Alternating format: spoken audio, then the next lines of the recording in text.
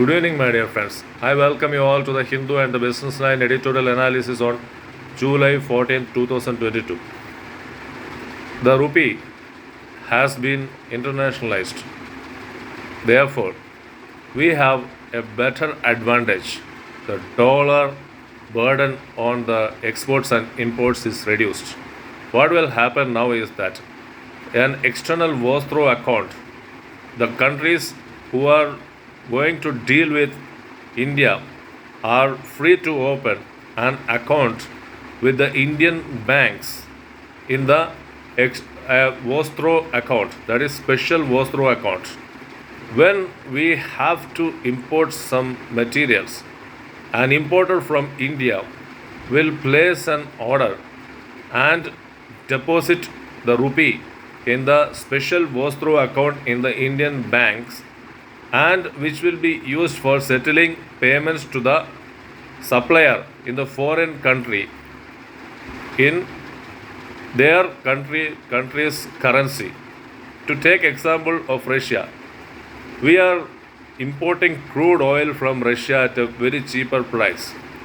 So we have an account in the special was-through account of Axis Bank, say, for example, and when we deposit rupee into the special was-through account to the same amount of the bill on rubles which the Russian supplier demands, and the Axis Bank's special was-through account will send a message to, say, example, Axel Bank in Russia.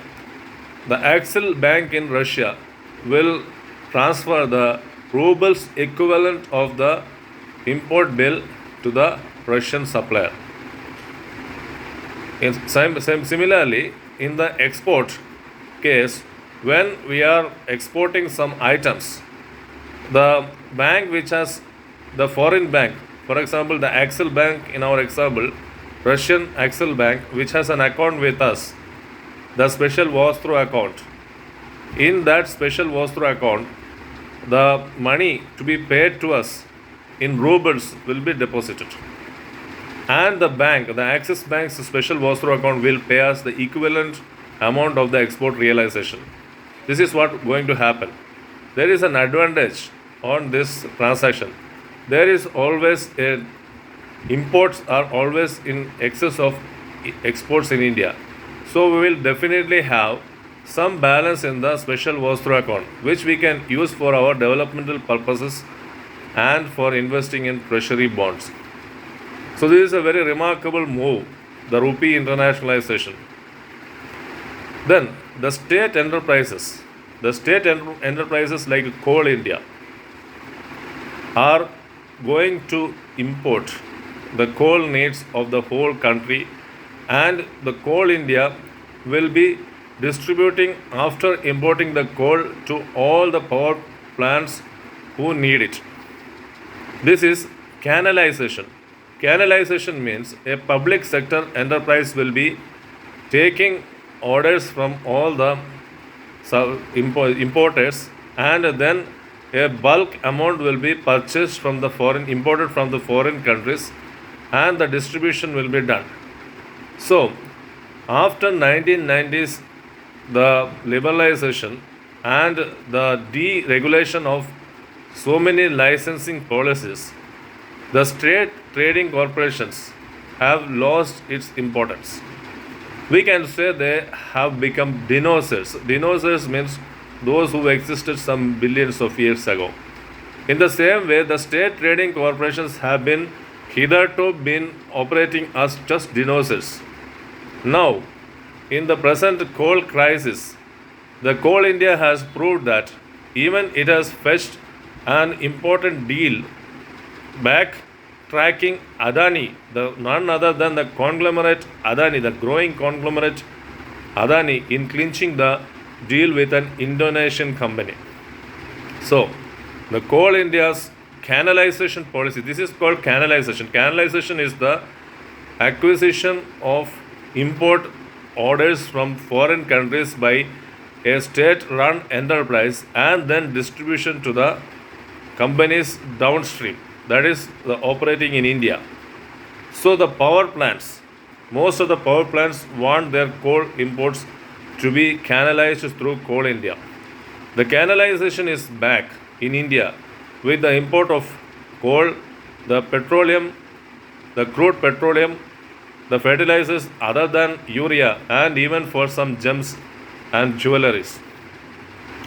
In Japan, the 9 state-run enterprises are controlling more than 50% of the trade in Japan.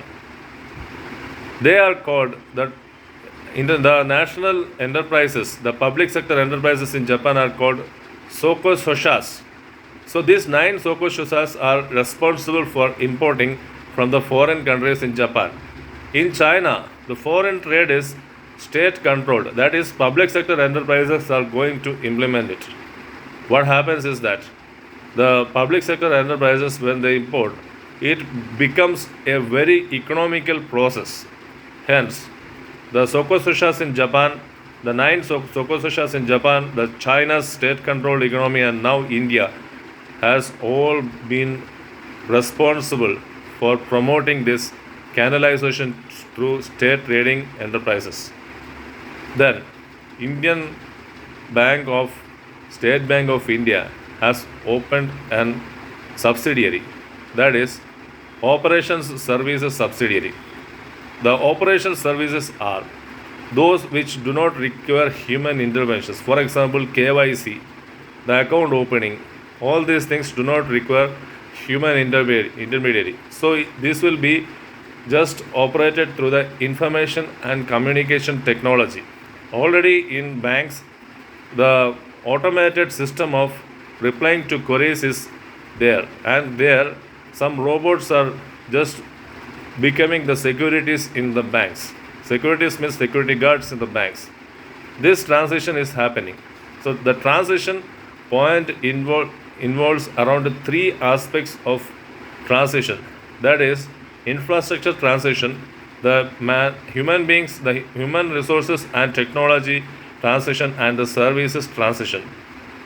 Out of all these transitions, the time lag or the idle time required for transition of the human resources and technology is very huge. The basic education should be provided by the Indian banks, especially State Bank of India, to the elderly section of the customers, where they require the time, the capability and the awareness to operate the internet and information and communication technology oriented services. So, however, it has to be seen that back office operations at OSS, the subsidiary of State Bank of India, do not take the customer fiduciary the services or the fiduciary related information, the account related information, so that even if the OSS subsidiary commits a mistake, the State Bank of India will be held responsible. Then the news is going rounds that Twitter is going to back out of or Elon Musk is going to back out from the Twitter deal. Earlier also, the Ohms and Hans, one company owned by an American Indian CEO, the Raj Gupta, who had worked in the 100 years Hans and Ohms company, which was going to be acquired by a Dow Chemicals company, the largest chemical seller in USA. However, the US deal was of $18 billion. However, the Dow Chemicals in the middle backed out of the scheme because the one deal with the Kuwait Petroleum for $8 billion could not materialize.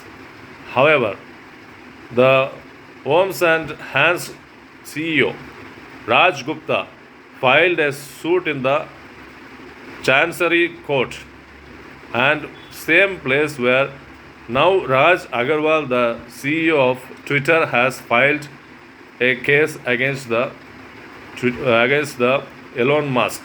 So Elon Musk is going to face the backout or the backout charges from Twitter in the court of Chancery. The previous deal, Raj Gupta had got some relief from the Chancery court that the Dow Chemicals was forced to infuse the funds into the deal and the deal took off. And same way, Parag Agarwal will be able to do it or not against the Elon Musk has to be seen. Then the inflation has eased. As we know, the inflation has come down to 7.01 CPI inflation figure from the earlier 7.04 percentage. Now the inflation has eased on an all India basis and overall basis, the CPI inflation, the consumer side inflation, and even the food inflation, the 12 food items which form half of the core, the inflation, CPI inflation. The food inflation is also called as core inflation. The core inflation, except food items, is called core inflation. CPI without except food items is called core inflation.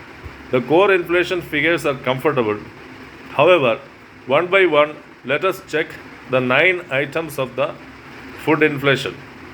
The food sector comprises 12 items which form half of the weightage in the CPI inflation.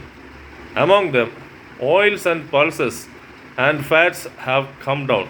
The prices of oils, edible oils, the pulses and fats have come down by 360 basis points. And with the excise duty cut in the petroleum products, the oil inflation, the petroleum inflation has also come down by 120 points. However, the sequential increase means previous months or previous quarters, from the previous quarters increase of certain items, that is cereals, milk, vegetables, meat, all have shown a very big enhancement. Enhancement means it has increased. The vegetables inflation is now in double digits, that is 17%. In even the cereals, milk, and all have seen an enhancement in inflationary figures. The move to rein in such food inflation is the key to arresting the inflation now in India. Then, Sri Lanka situation. We know the president Gotabaya Rajapaksa has fled the country. The Rajapaksa family have been ruling Sri Lanka for 15 years. The Sri Lanka was under the presidential rule. And Rajapaksa's brother was the prime minister and he resigned. Then Ranil Wickremesinghe took up the prime ministership and now he has also resigned. Now he is going to be made a president. The transition in Sri Lanka, the faulted schemes held by China, including the Hambantota port scheme, has faulted.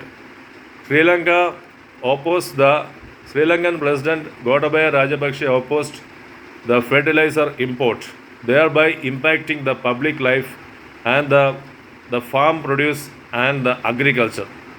Sri Lanka is the fully literate country, however, and having the Human Development Index the best in Asia at 75, is facing this kind of crisis. This is a very surprising factor. The people outrage over the mishandling of the things in Sri Lanka is conspicuously visible now. India on its own had helped Sri Lanka by providing $3 billion of help. Even Tamil Nadu had helped Sri Lanka by providing around $2 billion of help. And therefore, the outreach of India towards Sri Lanka is visible now. However, the struggle in Sri Lanka is still going on. The public outrage and the public rage cannot be pacified. The time has come that a viable solution to this public rage has to be found by providing a stable government in Sri Lanka. Then there is the South Korean issue. South Korea and India had entered into a comprehensive economic partnership for the past 5 years.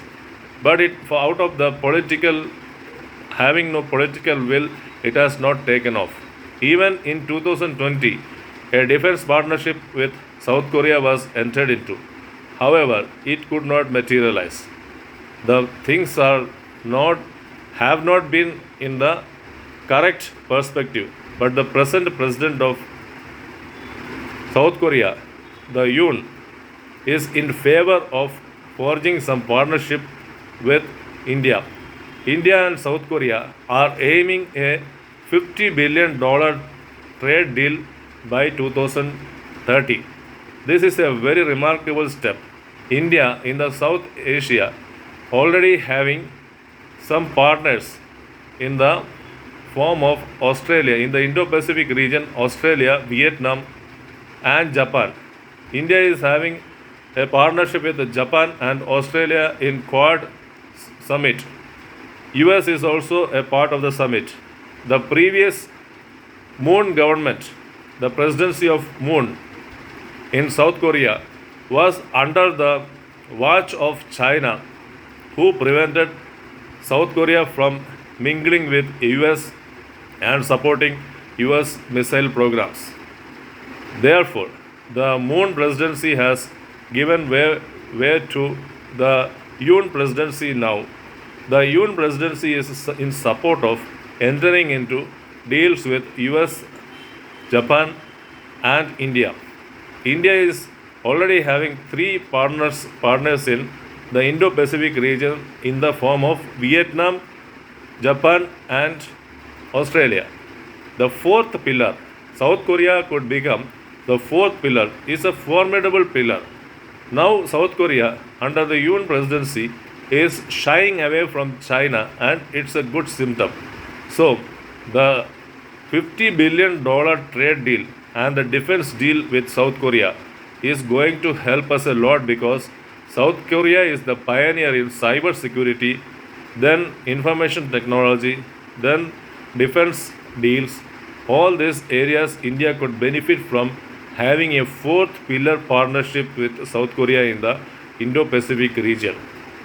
Friends, I have come to the conclusion of today's Hindu and the Businessline editorial analysis.